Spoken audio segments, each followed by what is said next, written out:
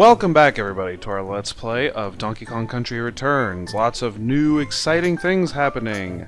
As you may notice, we're not going into the continuation of the volcano. We are, in fact, going back to square one. Yes, in the forest level, we're doing Platform Panic. I may have hinted at this last time, but we are pretty much close to the final boss now, so I'm going to do a little bit of backtracking, and we're going to do the temple levels. These are all very difficult, I would say, levels. Each world has one.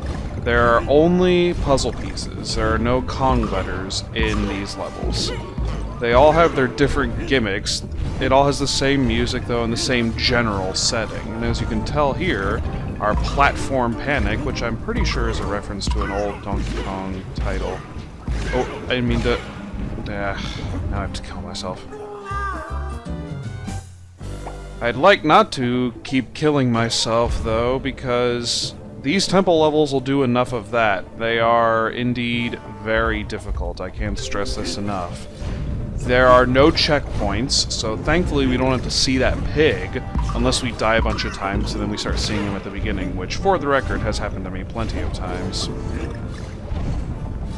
What's interesting, though, about these levels is that I've heard it compared to the levels at the end of Super Mario Galaxy 2, where most of the game is not the most difficult, it's actually somewhat easy, until you get to the end, and if you want to complete all of it, the designers are going to make you work for it. Well, that is exactly what they've done here. These levels are not required to beat the game. I mean, we can still get to the final boss, and this puzzle piece you just have to stand on the first area there. We could still get to the final boss, but there is one last level that... Sorry, I meant to jump there. Anyways, there's one last level that is only unlockable if we beat all of the temple levels, so we will be doing just that. And there are 8 total, as you can probably guess, one for each world, so this first video here will have 4 of them, and then the next video should likewise have 4. We didn't need to get that puzzle piece again, of course. I was just jumping on top of all those guys so that I could get the extra lives. Hopefully won't need that too much. I mean, it's nice to get every once in a while, but hopefully I won't, need to get multiple lives. As you're going through this level, you may also know a surprising lack of Diddy. This is intentional, because pretty much the game is designed, the levels are designed to where you can do it all as solo Donkey Kong. So it's sort of like putting you at your ultimate platforming capabilities. Which we will do, of course. I mean, there are a couple levels where we'll actually be able to get Diddy, like the game will expect you to. I keep saying the game, but I mean the level will expect you to have Diddy. Yeah, this one's mainly only tough because you have to take a bunch of blind leaps of faith before the platforms actually appear. And even when they do, it's kind of last minute anyway. Reminds me a lot of the... I don't remember if they had it in Galaxy 2 or not, but in the first Galaxy, the Space Matter Galaxy. Yeah, at the end of each level there is an orb that we collect. And add that to our pearly little collection. In retrospect, I almost would have played through these worlds and done the temple levels as well, but in the beginning it seemed to fit pretty perfectly, like, a couple levels here and there. A couple levels here and there, 2 segments per world, it kind of evened out for a while. And these temples, more often than not, just kind of offset it a little bit, but... whatever. Now we're going to do Tumblin' Temple. And yeah, I see a slightly red-orange hue. That's right, we've got ourselves some lava. And of course that would have to happen right off the bat. At any rate, we're just going to be cruising along here, avoiding the sinking platforms, because that's another thing all these... I shouldn't say all. Most of these temple levels have in common. They give you something that's, realistically speaking, not that hard to...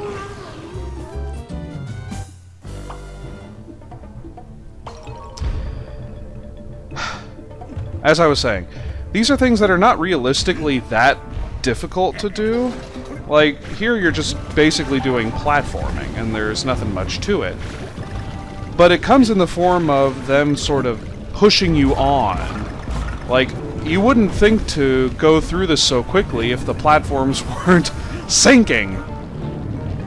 And it adds a certain amount of challenge that is, again, the reason it really sort of makes you think, oh, well, yeah, I can do this whole game. It's not really a problem. But there's a reason that people don't do it, like, 100%. Is because it's very difficult.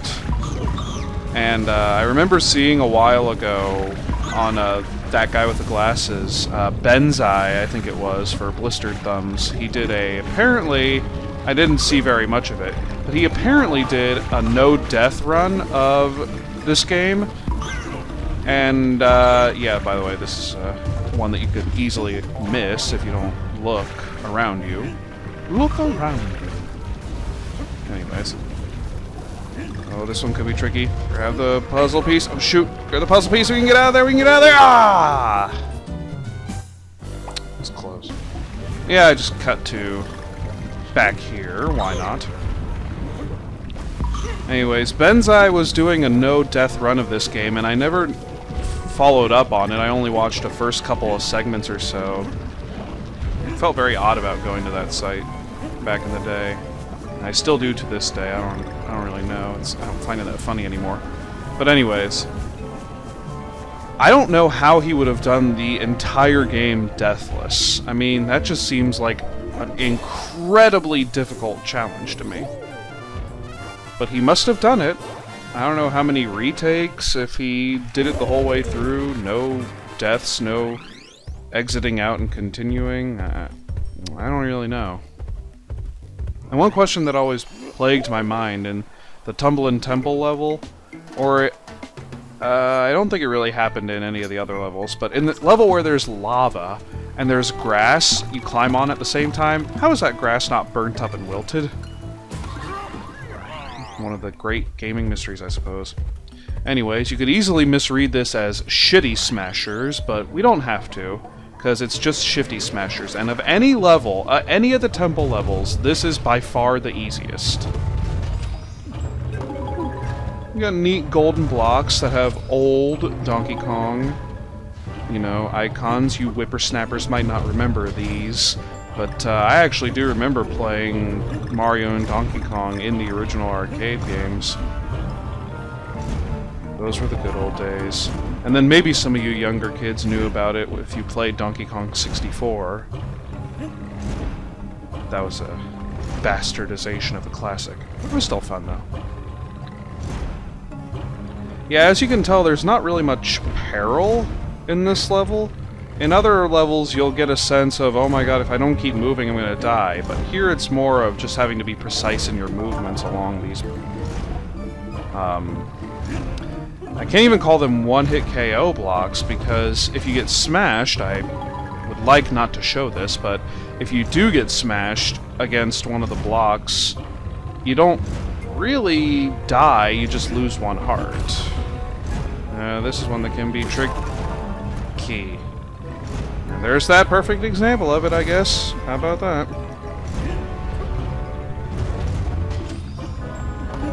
I think we're at 3 now, because we have one coming up here. This one's easy enough too, by the way. Just simply duck. And that's well, I was gonna say that was an area there that didn't have any spikes on the ceiling, and you're like, oh, well, okay, maybe I can duck there. But no, because that will just crush you again, and it won't kill you, but it will make you lose an entire heart, which, for us, if it didn't actually happen, that would have killed us. So, the more you know.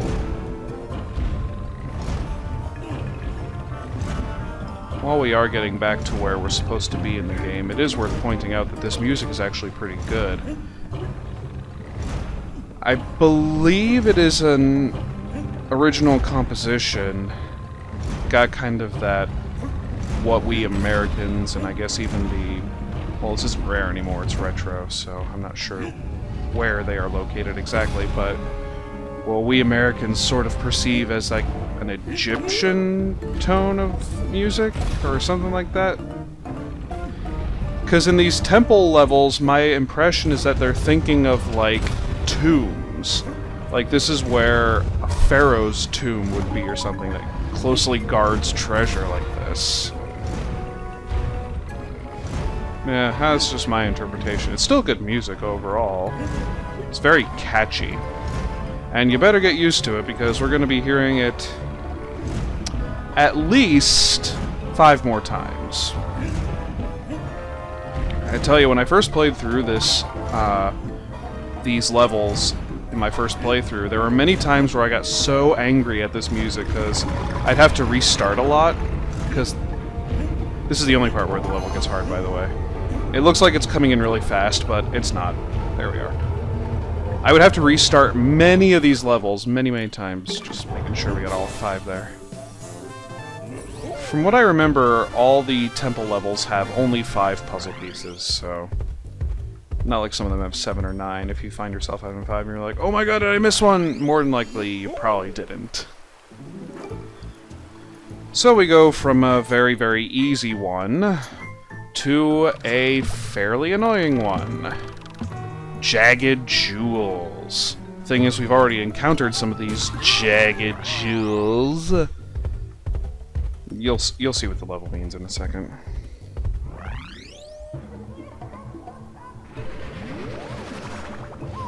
Hey look! It's a level where we actually get Diddy Kong! And that's going to be very nice, because these are the jagged jewels. And of course, we have to avoid them. Basically everything that you can expect that to happen a lot. It's very difficult to know when these are going to come up. I shouldn't say very difficult, but basically be watching at all times. Anyways, yeah, this level is full of spiky things, basically. Or sharp objects, you could say, because we got our spinning blade guys there. That's their name. Spinning blade guys. This is a technical term, of course.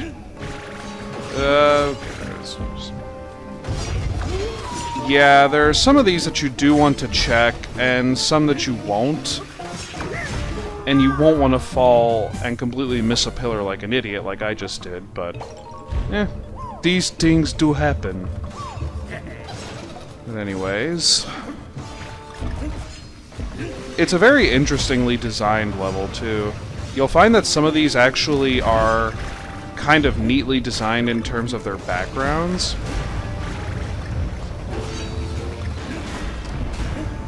For example, most of the other temple levels have been kind of light.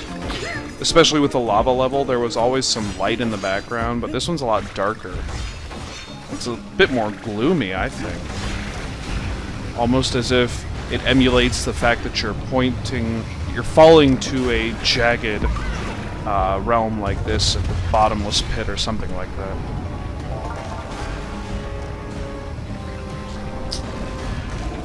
Yeah, I say you don't want to check every single one, and you don't, but then most of them do hide in bells like that, so if you'd like, you know, you can always use this as a way to tell you which ones are safe to smash and which are best to just let go, and that was kind of close.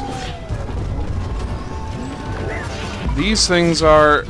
I forgot they went up all the way like that.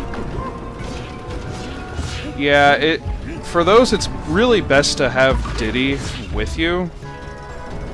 Just sort of hover over them and then reach safety. This one I think we can barrel roll to get to, and I meant to land on the platform there. Alright. Now we've got 4 out of the 5. Last one isn't until the very end, so now we can kind of just cruise through here and not give 2 whips about getting any other kind of piece at all. But again, I think this level sort of highlights how cool it is that the developers have such good level design skills. The problem with having levels that are all basically the same, these temple levels, is that there can come from that a mundanity, and after a while you could eventually just think you're going to see, oh well, you know, it's another temple level, I bet it's going to be gloomy and whatnot, but they really do their best to sort of vary it up with every different level. Sometimes it doesn't work. Most of the times, though, I think it does. And anyway, it's more like a design choice similar to, I know it's going to be a bit of a stretch, but similar to Super Mario World, where all the castles you were going in to fight all the Koopalings were basically the same, but that wasn't the base design wasn't what mattered for those. It was the actual, you know, design of the traps, etc. It was more of the different the different mechanisms that are, mechanics that are applied in each different one. So if there, at any given point there can be lava, and in this one there can be spikes that will always mess us up no matter when we jump. Sorry. This is not even one of the more difficult ones either. The next 4 are going to be nightmares, some of them. But anyways, we are just about done with this one. Now, this last puzzle piece is fairly interesting. Oh no! How am I going to get that puzzle piece? Well, all you have to do is long jump, and we got it. So those are the first 4 temples, and we got the first 4 orbs. And next time we will continue onwards, and hopefully there won't be that many deaths. In all honesty, I didn't have to cut out that many this time, so maybe I'm getting into a groove, who knows.